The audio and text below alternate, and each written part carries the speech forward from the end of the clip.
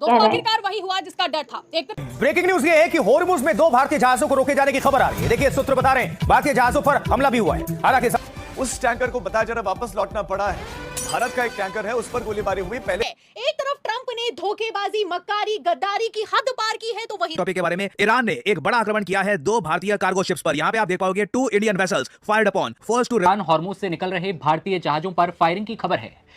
Straight of Hormuz में भारतीय जहाजों पर हुई गोलीबारी के बाद भारत एक्शन मोड में है, जहां ईरान की सेना ने भारतीय टैंकर समेत 2 जहाजों को हॉर्मुज से खदेड़ दिया। आज भारत के 2 टैंकर्स के ऊपर आईआरजीसी ने फायरिंग की है। मतलब ये ईरान की तरफ से फायरिंग की गई है और दूसरी ये कि इसको लेकर निश्चित तौर पर डिप्लोमेटिक कदम तो उठाए जाएंगे और भारत अपनी सख्त आपत्ति दर्ज कराएगा। जैसा एक थर्ड पार्टी बना रखा है बातचीत में पाकिस्तान को। ट्रंप ये बात खुद एडमिट कर चुके हैं साल 2017 की एक खबर आ रही है। ब्रेकिंग न्यूज ये है कि होर्मुज में 2 भारतीय जहाजों को रोके जाने की खबर आ रही है। देखिए सूत्र बता रहे हैं भारतीय जहाजों पर हमला भी हुआ है। हालांकि सभी भारतीय सुरक्षित बताए जा रहे हैं। ओमान के उत्तरी पूर्व में यह घटना हुई है। भारत ने ईरानी राजदूत को इसको मामले को लेकर तलब कर लिया है और शाम 7 बजे आएगा एमईए का आधिकारिक बयान। लेकिन और क्या अपडेट है, ये पूरा मामला क्या है, अब तक एक्शन क्या हुआ, इसको पता करने के लिए हम आप सभी को लिए चलेंगे आदित्य राज कॉल के पास। हमारे सहयोगी फोन लाइन पर जुड़ चुके हैं। आदित्य, अब तक क्या जानकारी मिल रही है इस पूरे मामले को लेकर?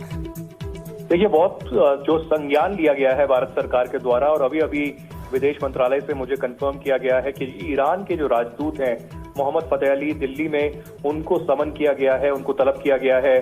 कुछ ही देर में वो विदेश मंत्रालय जाएंगे और वहां पर एक प्रोटेस्ट दर्ज किया जाएगा कि जो भारत की 2 वेसल्स हैं, ऑयल टैंकर्स हैं, जो कि आधिकारिक पुष्टि के बाद, क्लियरेंस के बाद वहां से भारत की ओर आ रहे थे स्ट्रेट ऑफ हॉर्मुज क्रॉस करके, तो उन पे फायरिंग क्यों हुई। इनफैक्ट एनडीटीवी के पास लास्ट मैसेजेस जो एक्सचेंज हुए थे नेवी और इन वेसल्स के बीच में, वो भी आया है। उसमें बार बार जो ये वेसल के अधिकारी हैं वो पुकार रहे हैं अपने रेडियो फ्रीक्वेंसी पे कि आपने हमें अनुमति दी जानने के लिए, तो अब आप हमारे ऊपर फायर क्यों कर रहे हैं। तो भारत सरकार इसका बहुत ही जो है सीरियसली संज्ञान ले रही है और हो सकता है कि और भी डिप्लोमेटिक कदम लिए जाएं। लेकिन अभी टॉपिक के बारे में ईरान ने एक बड़ा आक्रमण किया है 2 भारतीय कार्गो शिप्स पर। यहाँ पे आप देख पाओगे 2 Indian vessels fired upon first to reverse course in strait of Hormuz. ये दोनों Indian ships strait of Hormuz से गुजरना चाहती थी।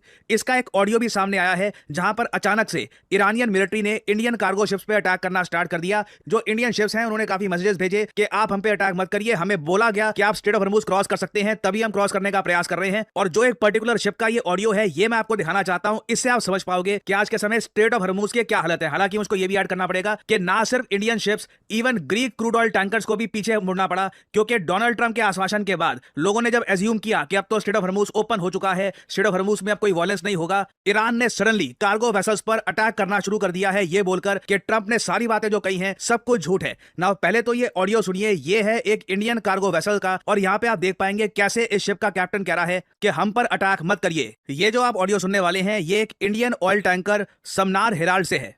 Sepa Navy, this is Motoring Samnar Herald. You gave me clearance to go. My name second on your list. You gave me clearance to go. You are firing now. Let me turn back.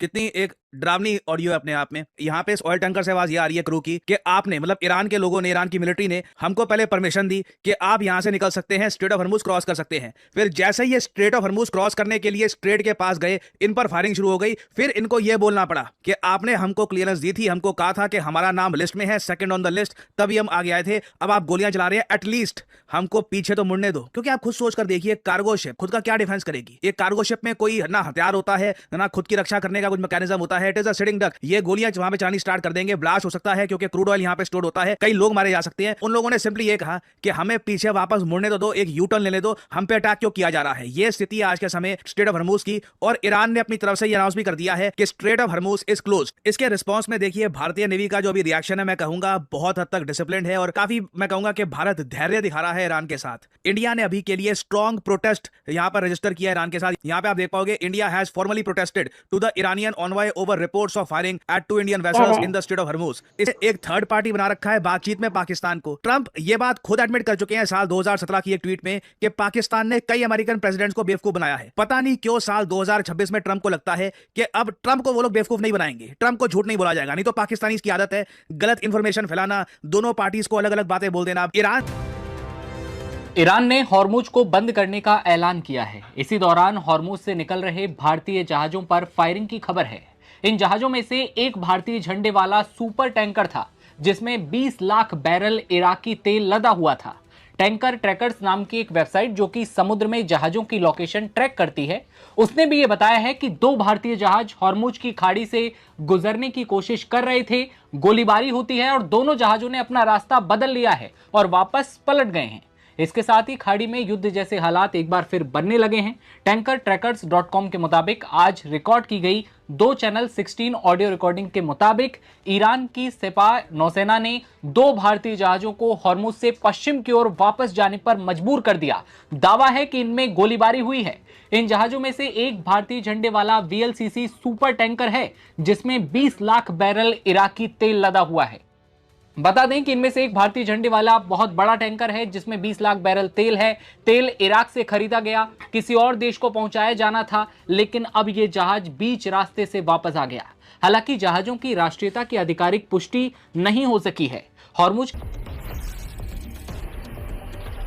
Straight of Hormuz में भारतीय जहाजों पर हुई गोलीबारी के बाद Bharat action mode में है, जहां भारतीय विदेश मंत्रालय ने स्ट्रेट ऑफ हॉर्मुज में भारतीय जहाजों और ईरान की ओर से हुई गोलीबारी को लेकर ईरानी राजदूत मोहम्मद फतेहली को तलब किया और इस घटना को लेकर अपना विरोध जताते हुए गहरी नाराजगी जताई। और अब ईरानी राजदूत को तलब करने के मामले पर भारत की ओर से पहला बयान सामने आया है, जहां भारतीय विदेश मंत्रालय के प्रवक्ता रणधीर जायसवाल ने जानकारी दी है कि ईरानी राजदूत को तलब करके क्या कुछ बोला गया। सोशल मीडिया प्लेटफॉर्म एक्स पर पोस्ट साझा करते हुए विदेश मंत्रालय के प्रवक्ता रणधीर जायसवाल ने बताया, नई दिल्ली में ईरान के राजदूत को आज शाम विदेश मंत्रालय में विदेश सचिव के साथ बैठक के लिए बुलाया गया। इस बैठक के दौरान विदेश सचिव ने हॉर्मुज जलसमुद्र मध्य में आज पहले हुई फायरिंग की घटना पर गहरी चिंता जताई, जिसमें 2 भारतीय झंडे वाले जहाज शामिल थे।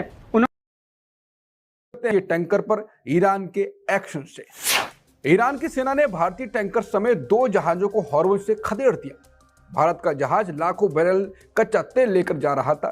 टैंकर्स ट्रैकर्स के मुताबिक ईरानी नौसेना की छोटी नावों ने इन जहाजों को घेर लिया था। ब्रिटिश एजेंसी के मुताबिक ईरानी नौसेना की 2 नावों ने अचानक भारतीय टैंकर पर फायरिंग शुरू कर दी। गनीमत रही कि टैंकर और उस पर सवार सभी लोग सुरक्षित हैं। इसी खौफ के बीच भारतीय जहाजों को भी अपना रास्ता बदलना पड़ा। इनमें से एक भारतीय सुपर टैंकर है जिसमें 20 लाख बैरल तेल लदा हुआ है। हैरानी की बात यह है कि भारत ईरान से तेल खरीद रहा है, फिर भी यह घटना हुई। उधर शिपिंग कंपनियों को रेडियो पर मैसेज मिल रहे हैं कि रास्ता अब पूरी तरह बंद है। इस अफरा तफरी की वजह से अब दुनिया भर में तेल की सप्लाई रुकने का बड़ा खतरा मंडरा रहा है। के साथ आकांक्षा यादव। दोस्तों, आखिरकार वही हुआ जिसका डर था। एक तरफ डोनाल्ड ट्रंप ने गद्दारी की तो वहीं दूसरी तरफ ईरान ने मात्र 18 घंटे में एक बार फिर से स्ट्रेट ऑफ हॉर्मुज बंद कर दिया है। खबर है कि अब ईरान अमेरिका से बातचीत नहीं करेगा, उल्टा हॉर्मुज में फंसे 10,000 अमेरिकी सैनिक की जान जाने की नौबत आ गई है। तो कैसे हॉर्मुज पर ताबड़तोड़ गोलियां चल रही हैं और कैसे ये जंग अब तक के सबसे खतरनाक मोड पर आ गई है, इस पर ज्यादा जानकारी के लिए हमारे साथ मौजूद है प्रियंका जी। प्रियंका जी, पहले तो धोखे से खामने को मारा, फिर डील के नाम पर बड़ा धोखा, आखिर अब आगे क्या होगा? अब आगे वही होगा जो कि ईरान तय करेगा। मतलब राष्ट्रपति डोनाल्ड ट्रंप ने एक जंग को मजाक बनाकर रख दिया है। एक तरफ ट्रंप ने धोखेबाजी, मक्कारी, गद्दारी की हद पार की है, तो वहीं दूसरी तरफ ईरान ने पूरी बाजी पलट कर रख दी है। खबर है कि अब स्ट्रेट ऑफ हॉर्मुज खुलना तो दूर की बात है, हॉर्मुज पर अटके 10,000 अमेरिकी सैनिक अपनी जान बचाकर निकल जाएं तो बड़ी बात होगी। पर गोलीबारी की खबर मिल रही, बड़ी खबर आपको देते हैं। उस टैंकर को बताया जा रहा वापस लौटना पड़ा है।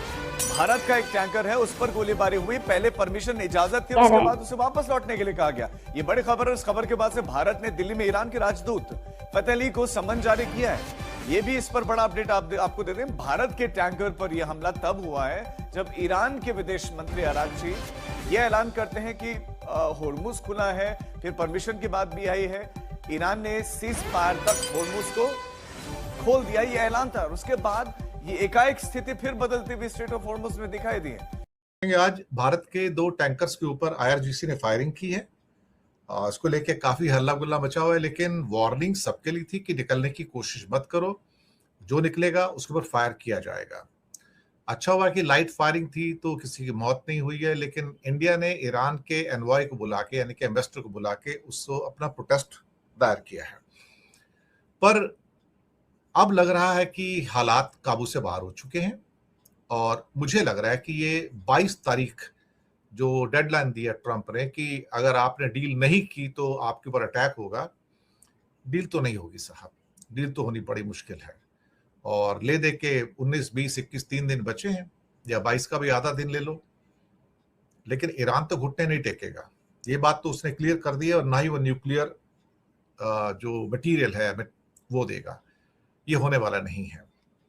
शायद कुछ लोगों को थप्पड़ खा के ना, क्या कहते हैं कि उनका इलाज कम होता है, शायद ट्रंप को कुछ और ज्यादा मार पड़ने की जरूरत है, और हो सकता है कुछ और ज्यादा उनके बंदे मरे जंग के अंदर, वो शायद उसका वेट कर रहा है। जब पागलपन बढ़ जाए तो कोई क्या करे। जापान और ऑस्ट्रेलिया के बीच में एक डिफेंस डील हुई है, जिसमें जापान ऑस्ट्रेलिया के लिए 10-11 नेवल वॉरशिप्स बनाएगा, और उसमें 3 वॉरशिप तो जापान में बनाए जाएंगे और बाकी 8 जो हैं वो क्या कहते हैं ऑस्ट्रेलिया में बनाए जाएंगे। तो शुक्र है ट्रंप कहता है, अदरवाइज तो तुम मेरे यहाँ क्यों नहीं बनवाते हो, तू जापान से क्यों बनवा रहे हो, you should get the warships built at US shipyards. देखिए साहब, आदमी को लालच आता है तो कुछ भी हो सकता है, ये ऐसे बोल सकता है। इसके साथ ही पाकिस्तान में फार्मर्स के प्रोटेस्ट हुए हैं, किसानों के प्रोटेस्ट हुए हैं वहां पर, और कई डिमांड्स को लेकर दोनों जहाजों ने यू टर्न ले लिया है और वो वापस फिर से पर्शियन गल्फ में चले गए हैं। दोनों टैंकर थे। अच्छी बात है कि किसी भी क्रू मेंबर को चोट नहीं लगी और जहाज को भी कोई बड़ा नुकसान नहीं हुआ है। और इसके बाद दरअसल ईरान ने बोला है कि जो भी जहाज निकलेगा उसको IRGC की परमिशन लेनी पड़ेगी। उस IRGC की परमिशन के बिना आप यहां से नहीं जा सकते हैं। और एक बड़ा टफ पोस्ट दी गई है कि ईरान की नौसेना यानी कि ईरान की नेवी दुश्मनों को कड़वी हार देने के लिए तैयार बैठी है, और हम बता देंगे कि हम क्या कर सकते हैं और हमें भी बता देंगे हम क्या करने जा रहे हैं। इस गोलीबारी के बाद जो वरीज हैं वो फिर से निकलनी शुरू हो गई हैं।